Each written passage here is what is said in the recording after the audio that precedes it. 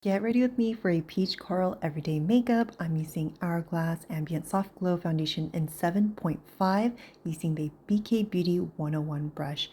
I love using this brush. It's so easy to use and it just covers a big surface area. Now I'm going to use the concealer, Lancome Tint Idole Concealer in 360, and this is one of my favorite concealers. It just looks so seamless on your skin. Can't tell where it starts or ends. I'm using the Orcé Cosmetic Makeup Sponge, another favorite of mine, and just pushing it in. I personally like to use my makeup sponge dry. Now I'm going to use the One Size Freaky Peach Blush, and I'm using the cream blush first and tapping it onto the cheeks and just pressing it in, blending it out. And it's just a beautiful coral pink color. Next, I'm going to go in with the middle shade, and I'm just going to apply it with my Japonesque travel blush brush, pressing it in and blending it out just to really keep that in place. Now I'm using the lightest shade kind of above the main blush area.